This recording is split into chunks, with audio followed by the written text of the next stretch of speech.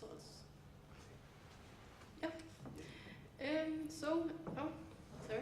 Just if you want to know more, there's a really good book called Statistics for a Century of Consumer Science. It's the guys that developed the program Panel Check. They also wrote this book where all the plots are described in details.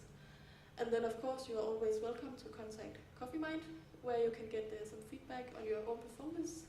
And, of course, there's also an opportunity to help you get if you have some questions regarding Panel Check. Yeah. And we have to thank all our guys in the kitchen that helped us, and also our ET guy, Christian, who set up the whole show. Yeah, he didn't sleep because he needed, there was some final problem, so he didn't sleep at all to make this work today, so I really think we should thank him. Thank you very much. Okay. I do have one last conclusion that I would like to, can I get 3 minutes more? Yeah. Okay. So what's the point of using this? I think, as we talked about that, I think there's a lot of bias often in the industry, but there's also a lot of precision, as Vendor also mentioned. So the reason why I think this can be applied in roasteries, and namely in big roasteries, is okay, you can play around on your 100 gram or 1 kilo sample roasters, but how do you actually transfer what you did on the small one to the bigger one? So that's one problem, and that's where all the logging comes in. But if you can't experiment on the small one and transfer it to the big one, how do you improve your profile on the big one? Do you just, I mean, if you have a 300 kilo roaster, how many iterations would you invest in to get your profile right? And I think this touches in because people complain about roasters often that they think that things change all the time. And then, of course, it's pretty obvious for the cafes or restaurants or customers of roasteries to think, why is it changing so much? Could it be because they are experimenting with our coffee? And I think that this could be a good tool to avoid this, because remember, if you do an experiment with a roasting profile, it needs to be big enough for you to be able to taste it. And you need actually to be able to taste it with certainty. If you do 3 different roasts, which one is the better one? And remember all the sample variants and all the different types of variants that you can fall into if you're not aware of the methodology. And here statistics is really a good tool.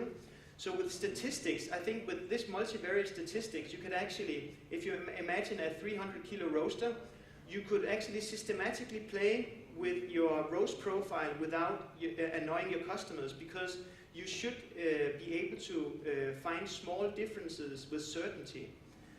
Because if you just make small differences and use statistics like this, if you just make small experiments and find small differences with certainty, then you can actually move your profile slowly in a better and better direction without making big differences towards your customers.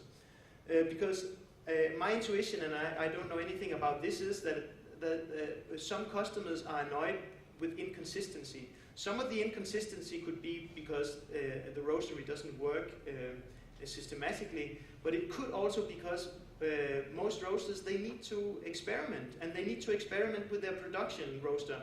So what will they throw out whole big batches? And I think few would. So I think with tools like this, we would be able to detect small differences with certainty, so that they are big enough for you to find them with certainty, but too small for your customers to be annoyed. So it could be a nice tool to not annoy your customers.